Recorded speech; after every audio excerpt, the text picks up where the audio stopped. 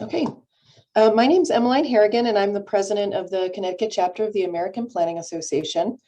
Our presentation today is older adults and housing. I think for most of the folks who do planning in Connecticut, this last year was an interesting year with the state legislature, and they actually passed an accessory dwelling unit law that would allow for an ADU to be constructed on any parcel that has a single family home. That legislation allows for towns to opt out if they so choose. But I do think that in the discussions that were held about the legislation, there was certainly a lot of discussion about this fitting a need to house our aging seniors, young people, single person households with reduced incomes. So we certainly do understand that there's a need to diversify our housing choices within the state of Connecticut. And we're really looking forward to this presentation that helps us understand the benefits in particular for ADUs. I'm going to turn it over to Anna Doragazi, who is the Associate State Director for Advocacy and Outreach at AARP Connecticut. And she'll go ahead and introduce our speaker. Thanks so much. Great, thank you so much, Emmeline, and thanks to Evan and for all of you who are taking the time to be with us today. As Emmeline mentioned, my name is Anna Doragazi. I'm one of the Policy and Outreach Directors at AARP Connecticut. Richard Duncan from the Universal Design Institute is the real star of the show today, so I'm just going to quickly sort of set the stage and provide a little bit of context and then turn the presentation over to him. So, my role here is to just sort of briefly share why it's important to keep older adults in mind as we think about what our communities are going to need in terms of housing over the course of the next several decades. So I'll start with this graphic, which I think is just really astounding. Historically, in the United States and globally, children have always outnumbered older adults. And we're starting to see that shift. So older adults already outnumber children in some parts of the world, like in Europe. And by 2034, children under the age of 18 are going to outnumber adults over the age of 65 for the first time ever in the United States. Some of this change is the result of declining birth rates, but what's really driving this demographic shift is the fact that we're living much, much longer than we ever have before. Increased longevity is a wonderful thing. It's one of the greatest achievements of the last century, but it has some big implications for how we live in our communities. And it means that we need to start thinking differently and creatively about everything from healthcare to transportation to housing. A phrase that we hear a lot, is the silver tsunami. And I think some people sort of get anxious at that idea and how it's going to impact our state. And while I think it's important to recognize all the ways in which an aging population is going to present challenges, we also need to embrace this idea and think about how it can be an asset to our state. So in addition to the wisdom and experience and relationships that older adults bring to our communities, older adults are also an economic asset. And that's something that I think is really overlooked in a lot of the conversations that we have.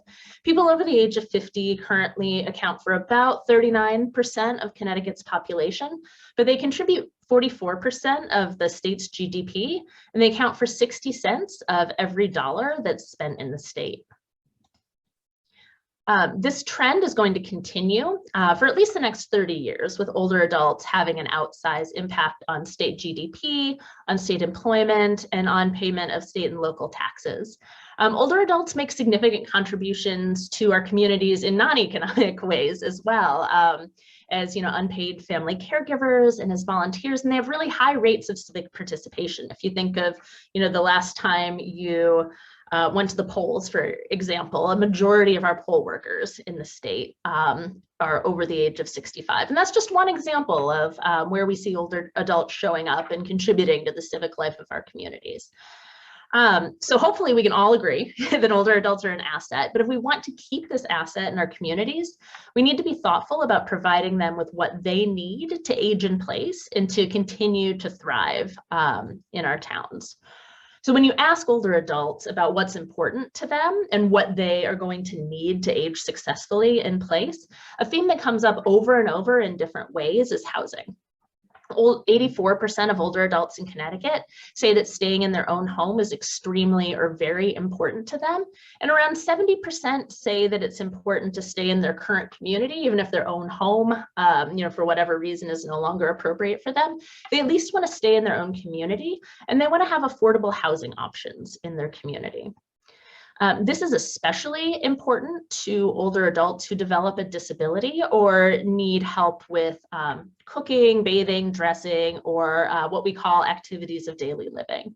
When you ask folks about where they want to receive long-term care, whether that's a low level of care, so getting help with cleaning or cooking, or a more intensive level of care where somebody needs help with toileting and medication management, an overwhelming majority of folks, 81% say that they want to receive this care at home. Very, very few people want to move into a nursing home or another institutional setting if they need long-term care. In Connecticut, we're getting a lot better at letting people choose where they live if they do need long-term care due to a physical disability, cognitive decline, or medical issues. So 15 years ago, only about half of people receiving long-term care in Connecticut could do so in their own home or at a loved one's home or in another community setting. Now that number is more than 70%, and it's continuing to increase every year. For the 30% of folks who still receive care in an institution like a nursing home, one of the biggest barriers that we see to people leaving that setting where, if you'll recall, very few people want to be in that setting. One of the big barriers to getting them out and returning them to the community is a lack of access to affordable, accessible, and safe housing. So we're on the verge of this explosion in our state's older adult population. We want to keep older adults in our communities, and we have a growing need for affordable and accessible housing. So is there one neat trick that we can all do to make these pieces fit together to just solve our housing issues for the next 50 years? Absolutely not, but there are a lot of options for creating more flexible and accessible types of housing that keep people woven into the fabric of their communities as they age. Accessory dwelling units are one piece of this puzzle. And now I am really excited to turn the presentation over to Richard Duncan, the Executive Director of the Universal Design Institute based in Asheville, North Carolina. And he's going to lead us on this deeper dive into ADUs. So I'm gonna stop sharing here and turn it over to Richard. Thank you so much.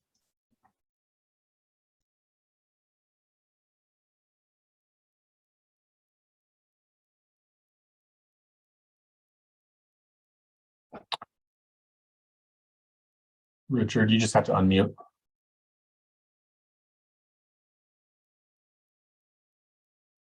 Okay, thank you. Thank you, Anna. That was a great introduction, and I will move some things around here. Yeah, as Anna said, we're located in Asheville, North Carolina.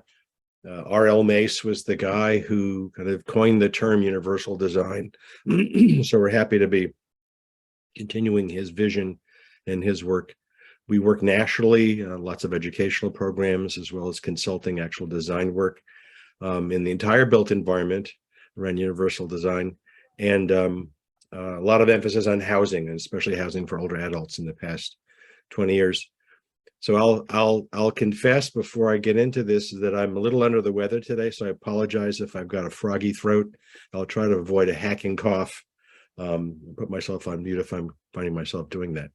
Anyway, as Anna said, we've got this significant increasing population of older adults in Connecticut, a trend line which won't even level off until the middle of the century, by which time it'll kind of stay that way going forward. So it's going to increase by a lot and then pretty much stay at a high level.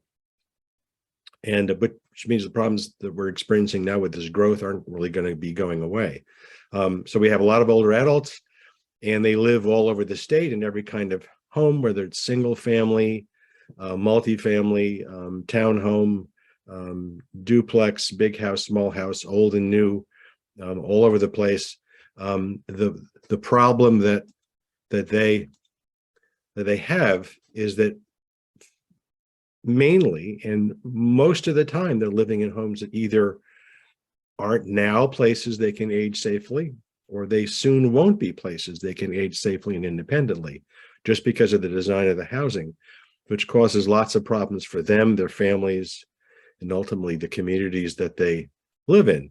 And it correctly mentioned the research that they've done, and everyone's research says the same thing. We all say we want to stay in the house that we're in now. Please don't have us go to a nursing home. We end up being bad planners for that, as it turns out. We don't do a whole lot to plan ahead for that reality, to make that goal come true. So we're often caught short.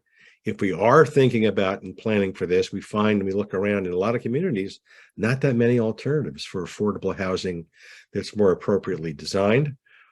And if we're thinking about remodeling our house, it also can be challenged. If you've done remodeling projects, particularly in the COVID years, you know what challenges there are there. And getting it done right, finding qualified professionals is always a challenge to make that happen.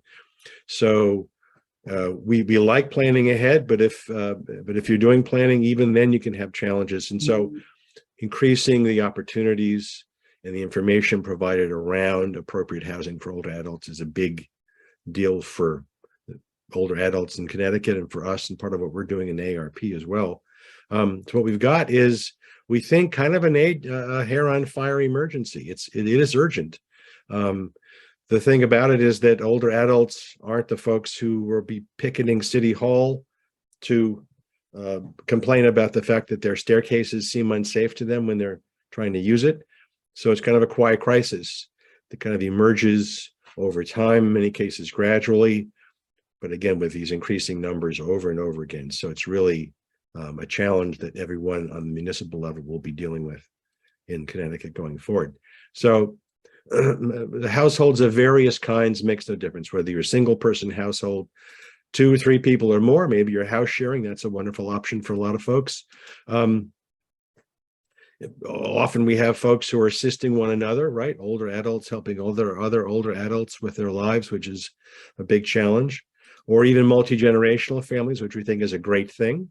All the old folks who are pictured here, and most of the old folks in Connecticut, are growing old in homes that don't work for them very well and will really impact their lives over time. Constraining their activities year by year more and more, and years prematurely constraining those activities and putting them in danger than they would otherwise be experiencing if they lived in more appropriate housing. So even if you're a beautiful family of models who have multi-generational, they're experiencing some of these same issues if they lived in Connecticut. And even these guys, if you don't know them, there's the Rolling Stones. I think they're all in their 80s now, or close to it. The guy on the left, Charlie Watts, is unfortunately no longer with us. But the other 3, now they don't live together probably, but any home they live in, I'm sure, is a home that needs to be attended to. So aging in place, that's the phrase we hear a lot. That's what we kind of think about when we're talking about staying in our own home. And we like this definition. There's other definitions, but this isn't bad. The ability to live in one's own home and community safely, independently, and comfortably, regardless of age, income, or ability level. When we talk about it, we're really talking about successful aging in place, right? All of us will age in place. And unfortunately, too many of us don't age so successfully. They age in homes that don't work for them. And again, years prematurely, their activities are constrained. Their safety and injuries may be compromised, and they may have physical and mental health outcomes because of that. So we're trying to increase the successful aging in place as long as possible through design of the home. Even a guy like this, who's trying to, looks like really take care of himself, will eventually have some of these same issues inevitably. So aging in community is the larger picture, whether it's in your house now, or, as again Anna alluded to earlier, in another dwelling, probably not too far away, maybe in your neighborhood, maybe not outside the boundaries of your existing community now. That's a great thing. We'd love to be able to consider that within the housing options for older adults as well, certainly beyond the ADU level too. So today's topics. Here's what we're talking about. Anna's introduced this, and I've outlined some of these issues. What are the needs around housing for older adults? Clearly goes way beyond just accessory dwellings, but we're going to give you the accessory dwelling angle from an aging perspective. And we'll talk about design. That's one of the core strengths that we have. And if you're designing an accessory dwelling or encouraging that for folks in your community, it really needs to be designed differently than some of the other standard housing styles you might be considering. And then finally, what are some of the community issues and possible responses from your end that we see? And then, of course, resources. There's a lot of them, happily, from us, from AARP, that you can direct to. And we'll be happy to entertain questions along the way. You can put them in. I don't know how it's set up here in the Q&A or the chat function. I know people will be monitoring that over the course of the next 40 minutes, so that we can address those as quickly as possible towards the end. So we're not going to be schooling you on the recently passed Connecticut law. That would be great for another session. This is really from the aging perspective. What do we think this has to offer older adults? So aging, ADU is a tool for aging in place for sure. They come in a variety of styles, forms, and fashions, which is good. And in this picture, it shows kind of the 6 major areas that we'll be talking about. You've got on the upper left, detached, whether it's remodeled or new, whether it's a converted garage or something new, something that's attached, something within the home that's on the interior in an upper level, something that's on the interior in a lower level, like a basement, like a walkout basement, or as they say, above the garage, or perhaps as a different garage conversion as well at grade level, whether it's attached or not. So those are the basic styles. You see some of the other ways these things can lay out down below on a lot. And the options from an older adult's perspective include, well, maybe it's an older adult who's actually living in the accessory dwelling as it's been built originally. And that really kicks in the kind of design features that we're talking about, and we'll spend some time with later on. Or it could be initially, it's a caregiver. Maybe it's that person living in the accessory dwelling, supporting the older adult or the older adult couple that's in the primary residence. In that case, you may be able to relax some of the design parameters we're talking about. Could also be a renter. In other words, they might be supporting via income and revenue the continued maintenance of that home and of the older adult in the primary residence. Or there's lots of family configurations, right? There could be adult children. Maybe it's the bounce back kids at some point in life, or maybe other family members. And we'll talk about some of those parameters going forward. I'm going to hack my lungs up for a second. Hang on. There we go. So here's this same image with a little bit of an additional outlay here. So we have some of these options really work better than others. You can talk about the detached garage, 1 story, not a problem. The addition at grade level, also not a problem. We need to make sure there's a step-free entrance getting into this accessory dwelling somehow or other. So the second or third floor accessory dwelling is not really going to work out for the occupancy by an older adult. If you've got like a basement conversion, it really needs to have a kind of a walkout basement with a step-free entrance and access to the driveway or the front walkway to have that work. And of course, kind of a garage conversion with the ADU over it, not so good either. If you're concerning having an older adult live in it eventually. So keep those in mind. Different configurations can work for different purposes. And for lots of accessory dwellings, they'll have multiple lives over the course of their 10 or 20 years. So they may start as one thing and wind up as another thing. So benefits, certainly affordability for older adults. We kind of think of these as missing middle type housing options. You need to have some access to financing and capital or equity in your home in some form or fashion, be able to do this. But certainly the dwelling itself is going to be far less expensive than moving into an otherwise equivalent, full-size single-family home or other kind of dwelling option. So it is certainly more affordable than many other options that an older adult might have. And it could be more affordable for them or more affordable for others. We'll talk a little bit more about how that might work out in a couple of minutes. One of the benefits is that they may have reduced maintenance. These are smaller homes, in many cases recently remodeled or newly built, much less maintenance to be able to have to handle as an older adult, which I can appreciate fully.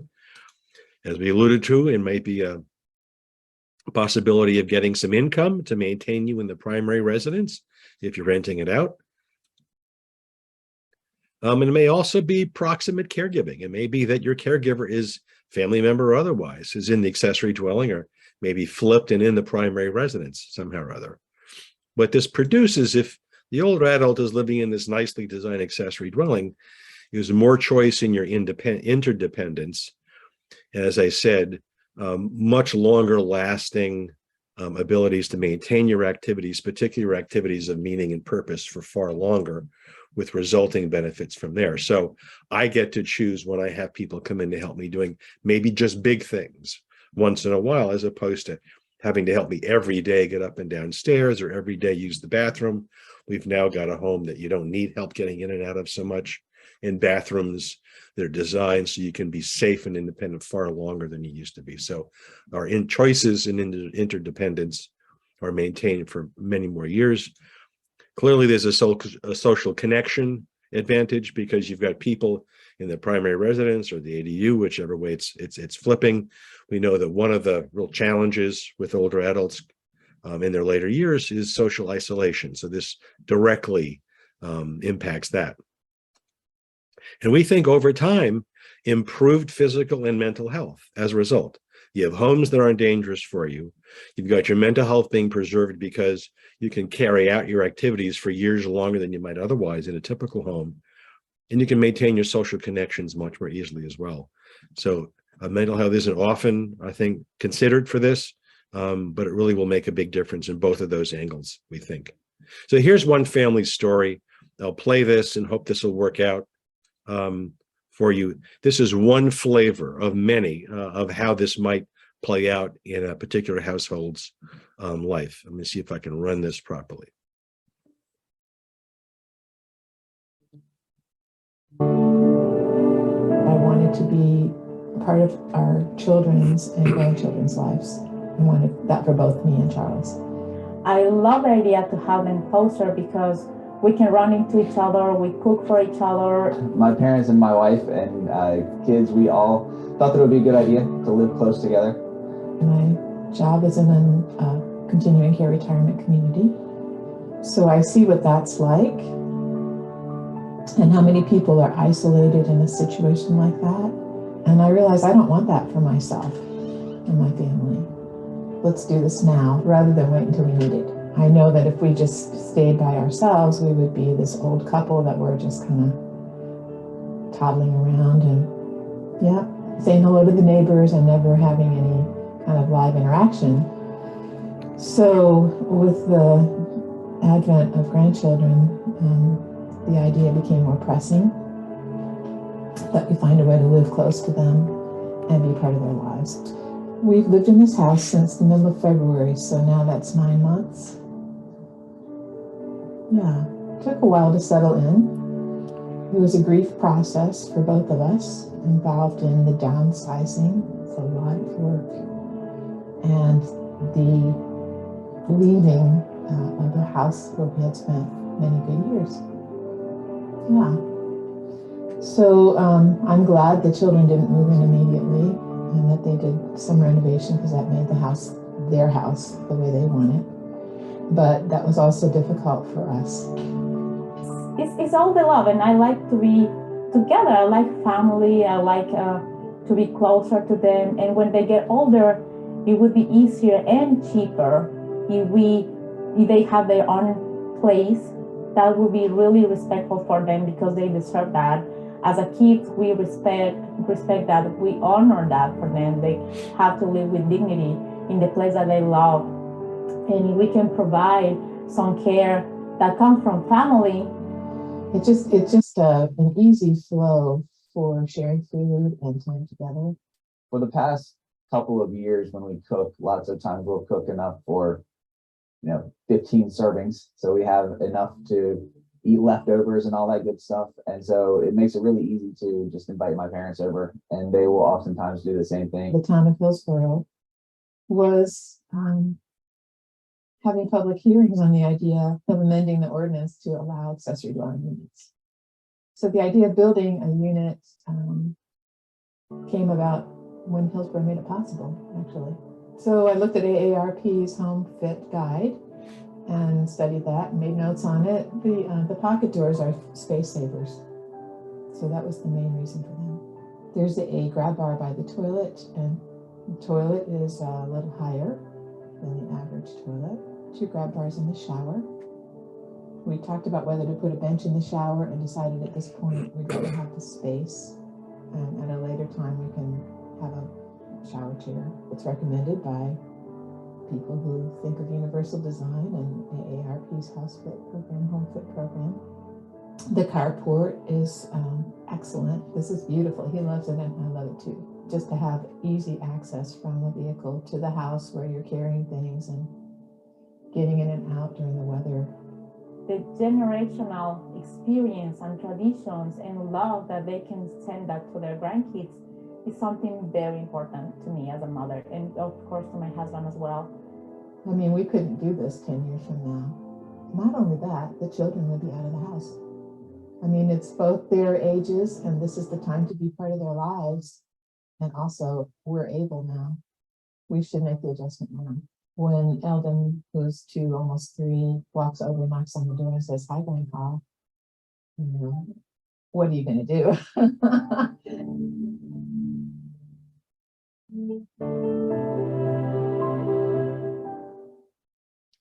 Yeah. Oop, here we go. So in that particular example, this is where the households flipped. The older adults moved from the family home into the back. They're able to leverage their son's family into their original primary residence, I'm sure years sooner than they might have otherwise been able to afford to move into that neighborhood. So the affordability works both ways, both from the older adults' perspective in an affordable dwelling, as well as from the offspring's family being able to afford to move into that same neighborhood that they were in before. The other thing that I'll point out here is that they have outdoor living space, and with small dwellings, and this was a small dwelling, I think it was 800 square feet, having some outdoor living space where you can access during appropriate weather is really useful to get people out. So they have both the carport, which we love, as well as a screened-in porch. So they mentioned universal design. This is what we think it brings to the table from an older adult perspective. It certainly is higher function, as you'll see, than standard homes and housing. It's an emphasis on livability, not just visitability, which may be a phrase you've heard bandied about. And it works well for folks, we think, in a very specific way, as delay moves to expensive care settings. As I said, it'll avoid this premature kind of false aging elements that come into play if you're living in a house that's not designed well. You can live for years longer in the place that most people want to be anyway. So it's saving money. Fewer injuries, I've alluded to that, for individuals themselves plus caregivers. Caregiver injuries is not well known or understood, and it'll avoid that too. And I think also we realize that even with universal homes, which are completely age-friendly, customizations are inevitable. You'll have to add the grab bar in a certain location, or maybe other some minor alterations to the interiors of homes, just to accommodate the specific needs of individuals who are in there. They're far lower cost than what otherwise might be required in a traditional home where most of us are aging and living right now. So there's lots of advantages to universal design from an older adult's perspective. So the areas of the home where universal design has impact is all of these, and more. But this is the list: entrance down to bathroom, kitchen, lighting, laundry, all this. We're not going to have time to talk about it today, but rest assured, information we have available on our website that you can access later on it talks about all these areas. So here, let's get into some of this quickly so we can go through this. So here's a very nice accessory dwelling. The style is good. You see the primary residence behind there. It has a step-free entrance, which is essential. It looks like it was a detached dwelling. Maybe it was modified. We're not sure. And I'll come back to this in a couple of minutes because there's a couple of problem areas with this that I will talk to you about. But from our perspective, about 350 to 1,000 square feet is the range. Below 350, it gets just very tough to have a meaningful living space with the kinds of features that we need for older folks. Has to have the step-free entrance. There's not many doors in an accessory dwelling, but what doors you've got have to be 34, 36 inches wide. Usable bathroom is crucial. Got to have some kind of features in the kitchen that make it more usable for older adults. Laundry can be optional. We'll talk about that in a second. And as I said before, outdoor living space makes a difference. So those are just some of the elements and areas we think that need to be ticked off if you're promoting this to your communities and to residents there who are building this for their older adults now or in the future. So here's back to our accessory dwelling. Nice accessory dwelling. It does have this step-free entrance, but it's got two issues. Here's the first one. It's got a step-free entrance, but it's sloped right up to the door, which means that the older adult is standing there, maybe with balance issues, maybe using a walker, leaning back as they're trying to open the door. You really have to have this level entrance at the doorway itself to make it as easy to use as possible and not actually providing an unsafe element for folks. All the pots and plants, which are great, probably don't belong on that pathway for very much longer. Tripping hazards and just tight spaces for maneuvering. The other thing that this lacks, which is really useful in any dwelling for an older adult, is a roof overhang, a porch overhang, something that prevents the weather from impacting folks as we take longer coming and going from a house, getting our keys out. It gives us weather protection summer or winter. And we find that to be a really useful element of any dwelling for older adults, but in accessory dwellings included. Yeah, we need that covered porch. So this is a house. It's not an accessory dwelling, but this is a slide I can show you a bunch of different features relative to the step-free entrance. Here's the pathway going from driveway up to the front porch. The porch is level with the first floor of the house, no step up and in. It's got the porch roof, as I said. It does have stairs, and these don't have handrails. Generally, if you have stairs, we want to have handrails so that if you're using it, you have that stability. And the pathway is firm, stable, and even. No gravel, no loose pavers, no uneven stones of any kind. That's what we're looking for in terms of an idea. There's lots of different ways to make this happen. We showed you one here. You can have, retaining walls and berms of various kinds. And as we said, I think we said this earlier, they're really for everybody. It's not that this is particular to older adults. It's just that older adults can take immediate advantage of this. And so you see in this picture, someone who's moving, looks like a washer into a single-story house with a step-free entrance. This person's smiling because they don't have to go up and down stairs. So lots of folks can benefit from it. Clearly, families, grandchildren visiting or living, all can take advantage of step-free entrances. Just as with older adults, you have particular advantages a lot of the time. And eventually you might, ramps are really the thing that we think of most of the time. We think about access routes into homes because often it's a remodeling situation. We're not big fans of ramps. Most of them don't stay very long after the occupancy changes. They're mostly built too steeply. This one is actually pretty shallow, so it's not bad. It looks like it was well designed and built. It doesn't have the kind of handrail we'd like on the ramp, but that's okay. It also doesn't have the porch roof overhang at that entrance. So if you have to, people can use ramps, but we think graded entries really make much more sense for long term, especially if you're doing the kind of substantial renovations or new build as with the detached ADU that might be possible. And stairs really are their presenting problem. Even if you got some handrails, at some point, sooner or later, you've got equipment to manage, inevitably some declining mobility, and we just need to eliminate stair-only access into dwellings that are intended to be occupied by older adults. So here's our first example of the small one. Here's the stairs. They didn't provide a ramped entry or even a graded entry, which they could have given how this looks. But it does have the outdoor living space, a little small porch there, which we like.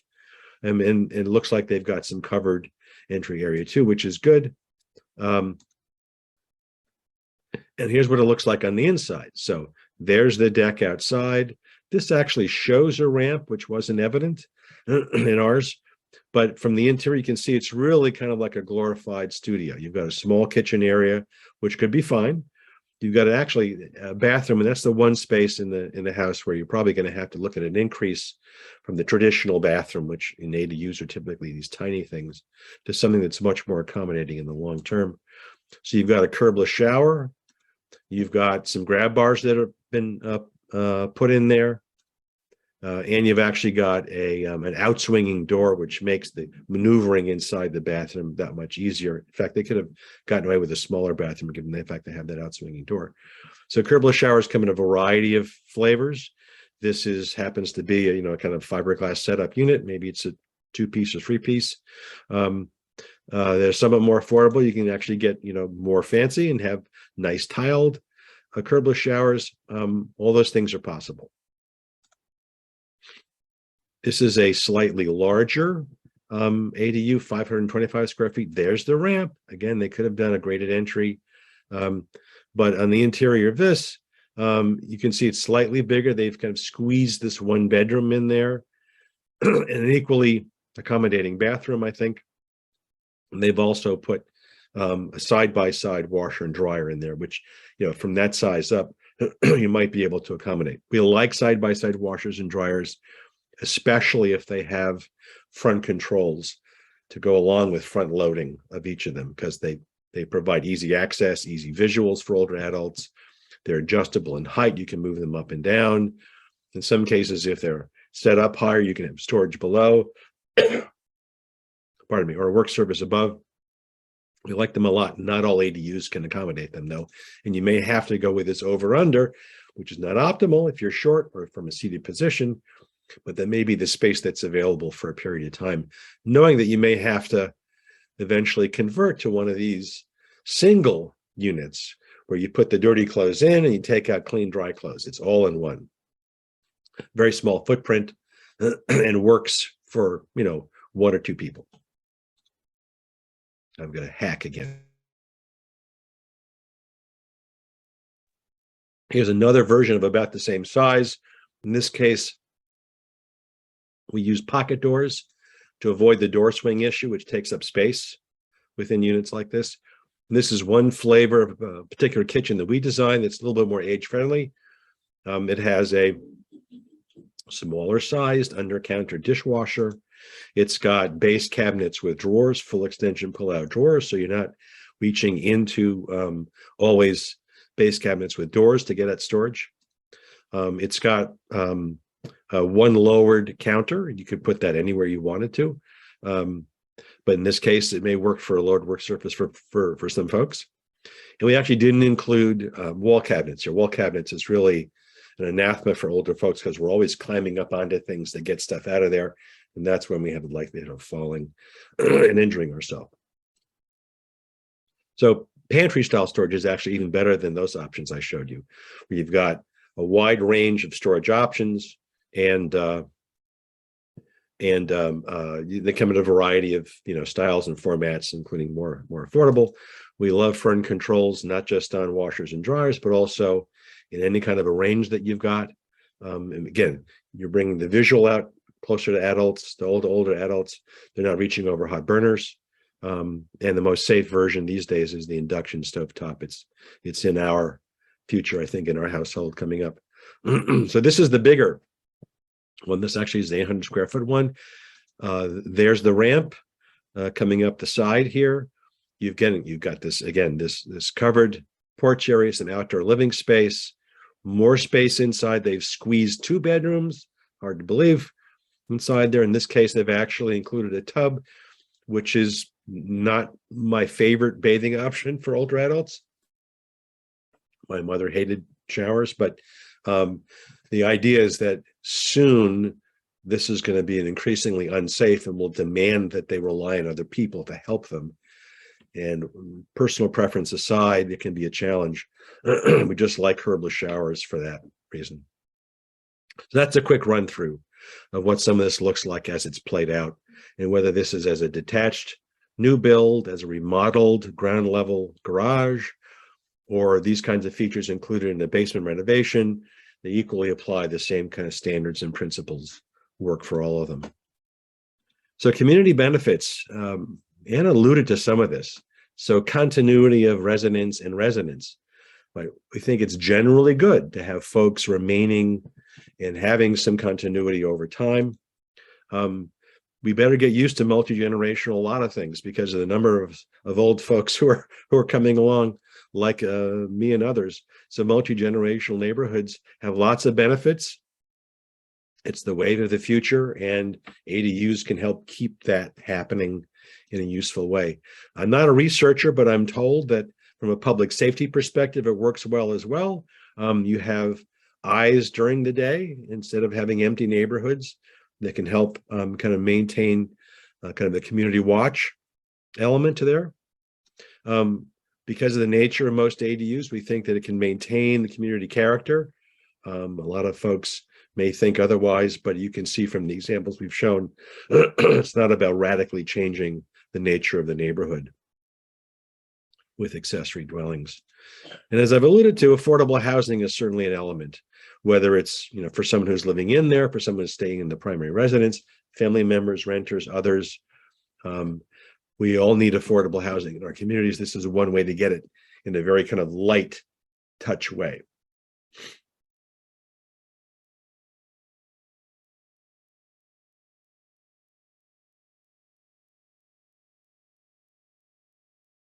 Okay. And while it can be a little bit of a challenge from an appraisal and pricing perspective with ADUs, we think it enhances the tax base long-term, and can actually, because of the nature of the better designed dwellings, reduce these older adults' reliance on community-funded services and budgets, emergency medical technicians, emergency rooms, Meals on Wheels, and all the rest of that. So if you're wanting to promote this, certainly from an education and marketing perspective, you need to put this out there. If you want to have folks actually taking advantage of you, maybe this is a statewide design competition you could have so that you could get some decently designed accessory dwellings that are available to people to look at. That's one way to boost public perception. We think it's important that on a municipal by municipality level, that the public facing information about ADUs is simple and clear and kind of one-stop shopping. As you probably understand, the folks who are kind of stepping into this potential for developing accessory dwellings are often, you know, not professionals. They're not developers. They have no idea what the permitting process is. And you don't want to have the roadblock be at the very front end. We hear this all the time. I don't know where to look. I don't know what the rules are. And eventually they'll have professionals helping them. And you want to make it as easy as possible for folks to open that first door and come in. So on your end, making that simple is really useful. And of course, having age-friendly guidelines. If you can do that to, again, promote the aging element of this. And the other way, as I alluded to earlier, is you might be able to actually have pre-approved plans for ADUs that are available for folks, so they can actually know that when they go into this, that they've got a plan that you've already looked at that will work given all the other parameters. Now, what doesn't happen in general is deep affordability. As I said, it's kind of a missing middle housing option, which means maybe, you know, down to 0.8 of area median income and maybe up to 120% in that range, maybe a little bit beyond. Below that really isn't really there. And there's a lot of, different mechanisms that we're exploring. We don't have the final answer on, but exploring the utility, the possibility of using HUD funds. If you're in rural areas, Department of Agriculture funds. And of course, there's some, very time sensitive current money that might be available. Can you use ARPA funds to help underwrite households that don't have the same access to equity in their homes or to financing, but still have family needs that could really benefit from an ADU? Could you implore local commercial lenders through their CRA obligations to make special lending terms for these kinds of households that may not be otherwise be able to afford this, or other federal laws that are making funding available down to the local level? These and others, maybe tax credits from the Connecticut Housing Finance Agency that might be possible to be used, not sure. Land trusts, again, to the extent that they might be present in your communities, might be another mechanism of making this happen. And of course, Habitat for Humanity, they're always kind of there. So those are very quickly kind of the review of kind of how you might leverage this into other populations of folks within your communities, and how to make it, kind of market it as an aging friendly option for folks. All we hope helping to help older adults do what we don't do well, which is plan for life's changes. And that's where we think ADUs fit into the overall picture of housing options for older adults. Just one of many, happily. So resource-wise, we have a lot of information on our website. You find it there. I'm sure we can get it to you via your organization or AARP or through us. The Connecticut Conference of Municipalities did a great piece on your actual legislation and how it plays out. If you don't have this, I'd recommend getting it. It does explain a lot.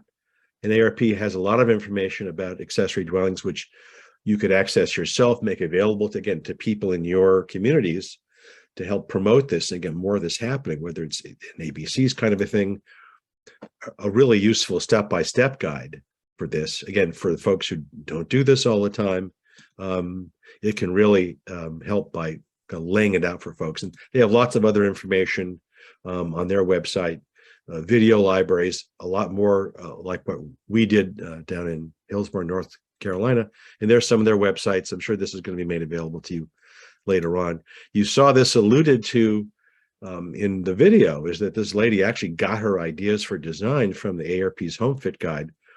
It's some very useful kind of down-to-earth information about design. And of course, our website has a ton of this information as well, including checklists and age-friendly specific design guidelines that you could use or adapt for your own purposes. So again, we've covered, we think, the basics about the growing demographics and the reality of the inadequacies of the housing that most of us are growing old in, which produces this housing crisis, quiet though it may be. And accessory dwellings is certainly one of the options we think you should consider, particularly in light of the recent legislative history in Connecticut. We talked about design issues, the basic things, including step-free entrances, more accommodating bathrooms, and there's lots of information about that. And then some of the issues on the community level, the pluses and some of the options you might be able to consider to promote this further. And then, of course, we talked about the resources. So this is us in Asheville. That's me. I'd love to hear from you for follow-up questions if you have any. And we have our websites as well as our active presence on social media. And so I think now is the time where I'll stop sharing and we can entertain questions that might have come in along the way. So I'll do this, and here we go. Thanks very much, Richard. That was a great presentation. And for people attending, if you have any questions, what you can do is I think you can see a Q&A button on the bottom of your Zoom screen. Click that button and enter your question there, type your question there. So why don't we give folks a minute or two if they have any questions.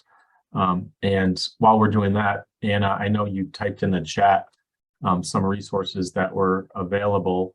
Did you want to just quickly mention to folks what you have available at AARP? Sure. So AARP has a national livable communities team that has just a huge number of phenomenal resources, including the Home Fit Guide, which I dropped into the chat, and another resource called the ABCs of ADUs. I am going to just quickly here pull up our full library of free publications and plop that into the chat as well. We have probably a dozen different guides ranging from creating parks and public spaces to land use and zoning to disaster resilience that our livable communities team has come up with. You can download all of them online or you can order free print copies if that's of interest. So more info on that right there in the chat. Great. And not really a question, but more of an observation. And Richard, and I don't know if you'd like to respond to this, but someone wrote that it's frustrating when designers have no clue about universal design. For example, most disabled people aren't actually in wheelchairs, and sometimes ADA parking spaces are 200 feet from the door. What's your response to that? Is that something you see as well? Any suggestions on how to address issues like that? You just have to unmute. The parking space issue is kind of a commercial design thing. We spend a lot of time in that space. And it may not be the topic for us to now, but yes, it clearly is a problem. From the housing side, ARP has tried their darndest over the years to push out information on how you design homes better. We've been talking and training industry members for decades on how to design better. And I'm sorry to say this, but the lagging indicator in most of these things is that we older adults, and especially the emerging older adult population of maybe 50 to 65, aren't beating down the doors of folks who've taken the trouble to find out more about this. And so we're not reinforcing sufficiently the knowledge base that's out there for people who've decided that they want to hang up a shingle and say, yeah, I've got experience in this. Insufficient numbers of us are saying, yes, I want that. And part of what we're doing now is to help kind of make that change. But it is a challenge, is that you can run across a lot of professionals in new build, in remodeling, and in the design professions. You just really don't know. Happily, we have all these resources. Everybody can learn about this. We continue to do trainings and educational opportunities all the time about this, but it is definitely an issue. Just to this other issue that was raised here, we contrast universal design with what most people may associate with it, which is accessible design, which is the customized design for someone who has a particular kind of serious human performance alteration in their lives. And most people associate that with use of rolling around in a wheelchair, maybe using a walker. And yes, you have to have special design considerations for that. Most of the things we think of, we don't like. We don't like to look at ramps on our homes, right? So we kind of avoid that. That's part of the mindset of older adults as we avoid this, which is why we like, graded entries as a much more normative solution. We don't really like ugly grab bars. And unfortunately, that video, we had the people put in a kind of a standard public restroom grab bar. And so we avoid that kind of a thing. So there's lots of other ways you can build in high function, as I was indicating, that both looks good and works well, to kind of lower the kind of sensitivity of folks to a design that's more appropriate for them, but doesn't look weird or strange. Thank you. And it looks like that's it for questions. I guess your presentation was just so comprehensive. You answered everyone's question out there. But just to let people know who are attending, and if they'd like to spread the word, this presentation is being recorded and will be posted to CCAPA's website, so you can access it whenever you'd like and pass it on to some of your colleagues who you think might be interested in it. But Richard and Anna, thank you so much for this amazing presentation this morning, and we look forward to working with you again. And I think actually we may have a question. Hold on one second. We have one just at the last second. We have two questions. Any advice about the type of lot/community where a detached unit would fit? The type of, well, I guess that my answer to that is that the word is that in increasingly smaller sized lots still seem to be viable Again, you can check with the CCM publication and how it plays out with Connecticut specifically. But I used to think, maybe a 10,000 square foot lot is about as small as you could get. Well, actually, you can go smaller than that in lot size and still get appropriately scaled dwellings, both in terms of the amount of space that's provided, plus how it fits with the surrounding homes and the primary residence. So small lots indeed can happen as long as you're observing the setbacks and the other requirements that are required. Great. Looks like we have two more questions. The first one is, a lot of people think that ADUs automatically turn one-family homes into two-family homes. What's your response to when people make that assumption? Well, they're about 1.5 family homes, to use that analogy. I mean, they're very small, so you're not going to pack a whole lot of people into it. They're really made for 1 or 2 individuals. And if you think about it from an older adult's perspective, we're not big drivers. We don't own as many cars as other folks. So kind of the impact in any given neighborhood is very slight. And you don't have anywhere, 20 or 30 ADUs on a block, right? It's really 1, maybe 2, probably less than that. So it really doesn't change the character of the neighborhood or increase the density in a way that is in any way significantly altering kind of the nature of the neighborhood. That's our perspective on it. All right, one more question. Have you heard from building officials about concerns with compliance with building code when constructing an ADU within an existing home? The concern that one person has heard is that retrofitting an existing single family home into a multifamily home. Is there an easy answer, but curious on your thoughts? I guess kind of similar, but from a building code perspective.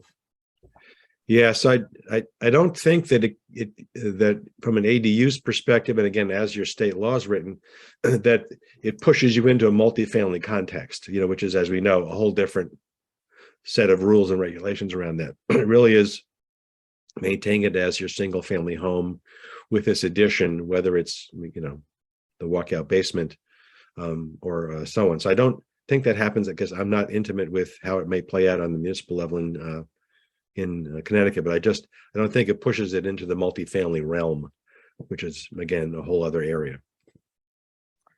All right, and it's exactly noon, so we've taken up the hour. We have no questions remaining, and I think we are good to sign off. But Richard and Anna, thank you so much. Thank you. We are grateful to have partnered with you and look forward to working with you again. Thank you for the opportunity. Yeah, thank you. Thank you for putting up with my throat. Feel better.